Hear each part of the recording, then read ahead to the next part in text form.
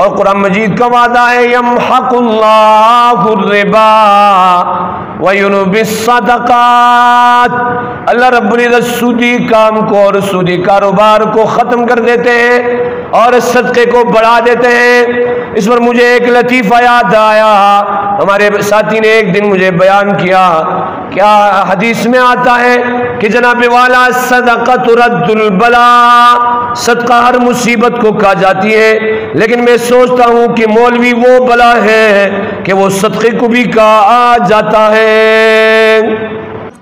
من جاء بالحسنہ فلہ عشر امثالھا، اللہ رب العزت فرما رہے جو میرے پاس ایک نیکی کر کے آئے گا میں اسے 10 دگنا دوں گا۔ لیکن نبی پاک صلی اللہ علیہ وآلہ وسلم نے ہمیشہ کے لیے اپنے امت کے لیے اضافے کا سوال کیا ہے، دعا کی ہے کہ اللہ میرے امت کے لیے اور بڑھا دے۔ آقا دو جہاں سردار انبیاء محمد عربی صلی اللہ علیہ وسلم نے ہر وقت اپنی امت کے لیے مانگا ہے کہ اللہ میری امت کی نیکیوں میں اضافہ فرما۔ امم سابقہ کے ساتھ اللہ رب العزت کا یہ معاملہ تھا کہ جو شخص ایک نیکی لے کر آئے اسے ایک کے بدلے ایک ملتا، لیکن یہاں اللہ رب العزت خود اعلان فرما رہے ایک کے بدلے 10۔ نبی اکرم صلی اللہ علیہ وسلم نے اضافے کا سوال فرمایا ہے، دعا کی ہے، اللہ رب العزت نے فرمایا جو اللہ کے راستے میں خرچ کرے گا فَمَثَلُهُ كَمَثَلِ حَبَّةٍ، اس کی مثال اس ایک دانے کی سی ہے أَنبَتَتْ سَبْعَ سَنَابِلَ، جو ایک دانہ 7 خوشے ہو گئے، فِي كُلِّ سُنبُلَةٍ مِئَةُ حَبَّةٍ، ہر خوشے میں 100 دانے ہو، یعنی 700 کے برابر اسے ثواب ملے گا۔ نبی اکرم صلی اللہ علیہ وآلہ وسلم نے اضافے کا سوال فرمایا ہے، اللہ اور اضافہ فرما دے، اللہ اس میں اور اضافہ فرما دے۔ اللہ رب العزت نے 12 فرمایا من ذا الذی یقرض اللہ قرضا حسنا، کوئی ہے جو اللہ کے ہاں اپنی نیکیاں جمع کرا دے، فَيُضَاعِفَهُ لَهُ أَضْعَافًا كَثِيرًا، اللہ رب العزت فرما رہے میں اس میں اضافہ کروں گا، اضافہ کر کے بہت سارا۔ اللہ رب العزت کے ہاتھ تو یہ پوری دنیا، حدیث میں آتا ہے لَوْ كَانَتِ الدُّنْيَا تَعْدِلُ عِنْدَ اللَّهِ جَنَاحَ بَعُوضٍ مَا سَقَا كَافِرًا شُرْبَةَ مَاءٍ، اگر دنیا کی حیثیت اللہ کے ہاں ایک مچھر کے پر کے برابر ہوتی تو ایک کافر کو گھونٹ پانی تک نہیں ملتا۔ اللہ رب العزت فرما رہے من ذا الذی، ارے کوئی ہے یقرض اللہ قرضا حسنا، جو اللہ کے پاس اپنی نیکیاں جمع کرا دے۔ یہاں پر یقرض اللہ قرضا حسنا، اللہ کو قرض دے، لفظی ترجمہ اس کا یوں بنتا ہے کوئی ہے جو اللہ کو قرض دے۔ قرض جو ہے احتیاج کے وقت لیا جاتا ہے، اللہ کسی کا محتاج نہیں ہے۔ اللہ الصمد، میرے ساتھ بولیے اللہ الصمد، اللہ بے نیاز ہے، کسی کا محتاج نہیں ہے۔ یہاں پر ترجمہ یوں ہوگا من ذا الذی یقرض اللہ قرضا حسنا، ارے کوئی ہے جو اللہ کے پاس اپنی نیکیاں جمع کرا دے، فَيُضَاعِفَهُ لَهُ أَضْعَافًا كَثِيرًا، اللہ رب العزت فرما رہے میں اسے بڑھاؤں گا، چڑھاؤں گا بہت سارا۔ اللہ کے ہاں دنیا کی حیثیت ایک مچھر کے پر کے برابر ہے۔ اب آپ خود اندازہ لگائیے کہ اللہ رب العزت کا اضافہ کتنا ہوگا۔ اللہ رب العزت فرما رہے میں اس میں اضافہ کروں گا اضعافا کثیرا،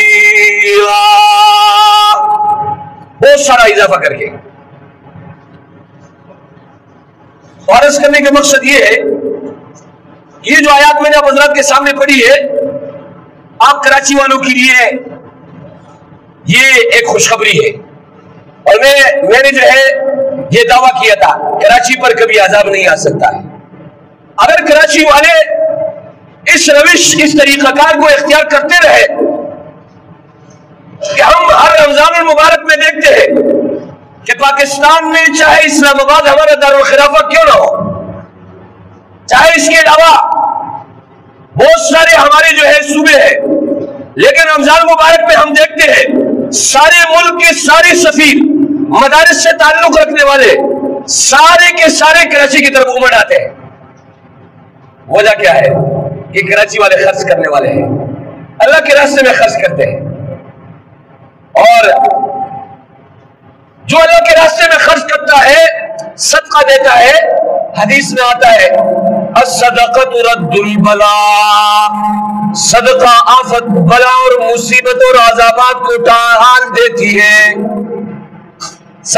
اور قرآن مجید کا وعدہ ہے یمحق اللہ الربا ویربی الصدقات، اللہ رب العزت سودی کام کو اور سودی کاروبار کو ختم کر دیتے ہیں اور صدقے کو بڑھا دیتے ہیں.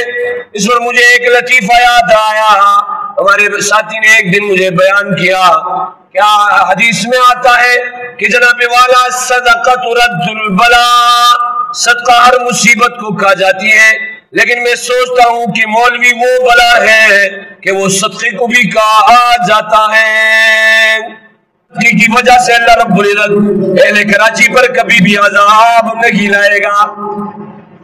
اللہ کا شکر ہے کہ کراچی والے یہ ملک پاکستان میں ایسے ہیں کہ الحمدللہ پورے ملک کی رفاہی اداروں کو چلانے والے ہیں. الصدقۃ رد البلاء. اور ابھی آپ نے دیکھا پورے ملک میں سیلاب کا سما ہے، سارے کے سارے جو ہے صوبہ جات میں، اندرونی سندھ ہو یا اس کے علاوہ جنوبی پنجاب ہو یا اس کے علاوہ بلوچستان ہو یا اس کے علاوہ KPK ہو، آج جن کو حکومت اور مدد پہنچانے والے جو ہے وہ کراچی ہے.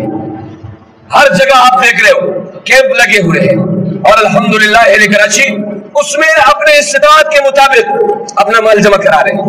اس لیے میں کہتا ہوں کراچی پر کبھی عذاب نہیں آئے گا، کیونکہ حدیث ہے، حدیث میں آتا ہے کہ جو لوگ صدقہ دیتے ہیں اللہ رب العزت ان سے بلا و مصیبت اور آفت اور عذابات کو ٹال دیتے ہیں. اور یہ جو آیات میں نے حضرات کے سامنے پڑھی ہے یمحق اللہ الربا ویربی الصدقات، اللہ رب العزت سود کو مٹانے والے ہیں، ویربی الصدقات، اور صدقات کو جو لوگ اللہ کے راستے میں صدقہ دینے والے ہیں اللہ رب العزت اس میں اضافہ فرماتے ہیں، اس میں بڑھوتری آتی ہے. اس میں اللہ رب العزت من ذا الذی یقرض اللہ قرضا حسنا، ارے کوئی ہے جو اللہ کے پاس اپنی نیکیاں جمع کرا دے فیضاعفہ لہ اضعافا کثیرا، کہ اللہ رب العزت اس کو بڑھائے چڑھائے اور بہت زیادہ کر دے. تو آپ کے سامنے ایک بات، ایک تو یہ ہے کہ اہل پاکستان پر عذاب کیوں آیا. آج ہم اجتماعی طور پر ایک گناہ میں مبتلا ہے، اور وہ گناہ کیا ہے؟ سود کا ہے. اس آیات میں دو باتیں صدقے کے متعلق آپ حضرات کے سامنے بات رکھتی ہیں، لیکن اللہ رب العزت فرما رہے ہیں یمحق اللہ الربا، اللہ رب العزت سود کو مٹا دیتا ہے، سود سے بننے والی چیزوں کو مٹا دیتا ہے، آنن فانن وہ ختم ہو جاتی ہے. اور اللہ رب العزت نے آگے ایک سخت اعلان فرمایا ہے، ارے مسلمانوں یہ سن لو، فَإِن لَمْ تَفْعَلُوا فَأْذَنُوا بِحَرْبٍ مِّنَ اللَّهِ وَرَسُولِهِ.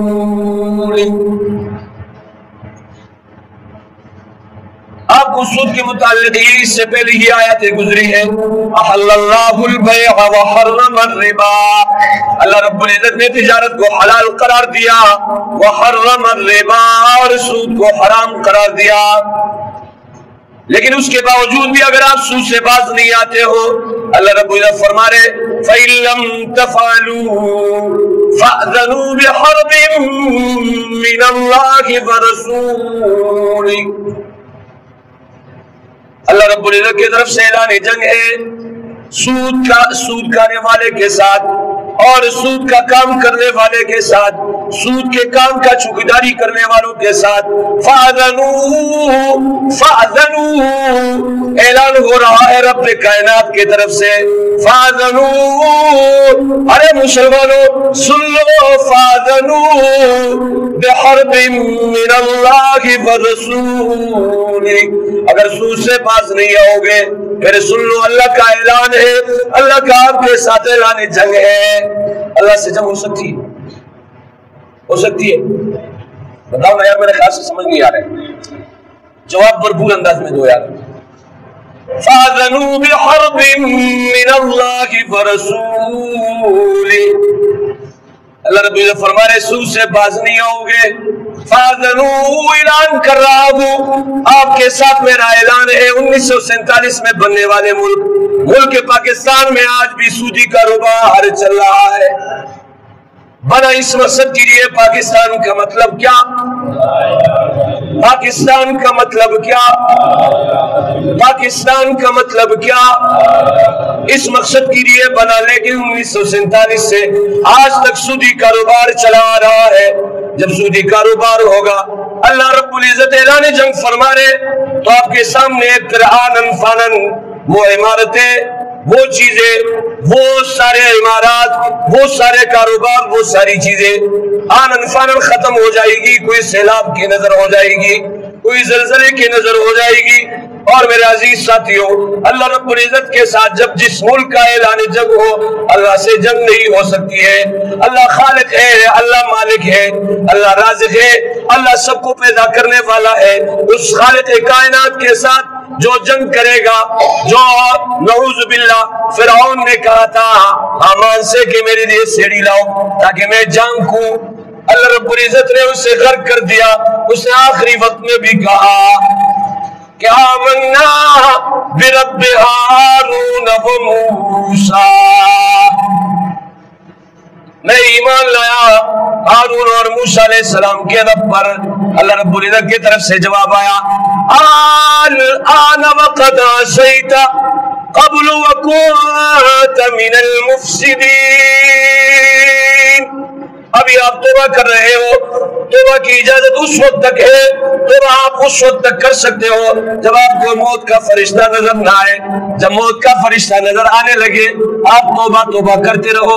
اللہ رب العزت نے فرمایا الآن، ارے ابھی جب آپ کو موت کا فرشتہ نظر آیا، وقد عصیت قبل وكنت من المفسدین، اس سے پہلے آپ بغاوت کرنے والے تھے، آپ گناہ کرنے والے تھے، آپ اللہ رب العزت کی نافرمانی کرنے والے تھے، وَكُنْتَ مِنَ الْمُفْسِدِينَ، اور آپ فساد کرنے والے تھے۔ تو عرض کرنے کا مقصد یہ ہے کہ ہمیں چاہیے کہ اجتماعی طور پر ہمیں جو ہے سود سے توبہ کرنا ہوگا، ورنہ تو میرے عزیز ساتھی یہ پاکستان بھی مٹ جائے گا۔ کیونکہ اللہ رب العزت فرما رہے يَمْحَقُ اللَّهُ الرِّبَا وَيُرْبِي الصَّدَقَاتِ، اللہ رب العزت سود سے بننے والی چیزوں کو مٹا دیتے ہیں اور صدقات سے بننے والی چیزوں کی بڑھوتری فرماتے ہیں۔ يَمْحَقُ اللَّهُ الرِّبَا وَيُرْبِي الصَّدَقَاتِ، اللہ رب العزت ان تمام چیزوں کو مٹا دیں گے جو سود سے بننے والی ہے۔ لہذا اجتماعی طور پر اہل پاکستان کو 1947 کا وہ وعدہ یاد کرنا ہوگا کہ یہ ملک جس مقصد کے لیے بنا ہے اور جن چیزوں کے لیے ہمارے اکابر نے قربانیاں دی ہے کہ 40,000 علماء شہید ہوئے، دلی سے لے کر پشاور تک ہر درخت پر علماء کے لاش کو ٹانکا گیا، لٹکایا گیا۔ وہ قربانیاں ہماری اس لیے نہیں ہوئی تھی کہ یہ ملک ہم حاصل کریں گے اور اس میں سودی کاروبار کا راج ہوگا۔ یہ ملک اس لیے حاصل نہیں کیا گیا تھا، یہ ملک اس لیے حاصل کیا گیا تھا کہ پاکستان کا مطلب کیا؟ پاکستان کا مطلب کیا؟ ذرا یار یہ دیکھو، لا الہ الا اللہ ورد ہے، اس کو ذرا جوش ہے۔ پاکستان کا مطلب کیا؟ یہ ملک اس لیے حاصل کیا گیا تھا کہ اس ملک میں ہم لا الہ الا اللہ کے تقاضوں کے مطابق عمل کر سکیں گے، ورنہ تو ہندوستان اس میں وہ سودی کاروبار بھی تھا۔ لیکن آج کل میں آپ کو بتا رہا ہوں، آج غیر مسلم بھی عمر اللہ کو اپنے ممالک میں چلا رہے ہیں، اور وہ کہتے ہیں اس میں ہماری لیے فائدہ ہے۔ میرے عزیز ساتھیوں، ہمیں بھرپور طریقے سے، ورنہ تو اللہ رب العزت کے ساتھ کبھی بھی آپ جنگ نہیں کر سکتے۔ اس سیلاب کو کوئی روک سکا؟ بتاؤ نا، روک سکا؟ اس سے پہلے 2006 یا 2007 میں جو زلزلے آئے تھے اس کو کوئی روک سکے؟ کوئی روک سکتا ہے؟ اللہ سے کبھی جو ہے جنگ نہیں ہو سکتی۔ لہذا ایک ہی جو ہے راستہ ہے کہ ہم سود سے توبہ کر لیں اور اپنے حکمرانوں کو اس بات پر مجبور کر دیں کہ ہمیں نہیں چاہیے وہ چیزیں جو مٹنے والی ہے، جو ختم ہونے والی ہے، ہمیں وہ چیز چاہیے جو نبی پاک صلی اللہ علیہ وآلہ وسلم نے ہمیں دی ہے، اور جس مقصد کے لیے اس ملک کو حاصل کیا گیا ہے ہمیں نبی پاک صلی اللہ علیہ وسلم والا نظام چاہیے۔ اللہ رب العزت سے دعا کرے جو کچھ کہا گیا سنا گیا اس کو سمجھنے، اس پر عمل کرنے کی توفیق عطا فرمائے۔ آخر دعوانا الحمدللہ رب العالمین۔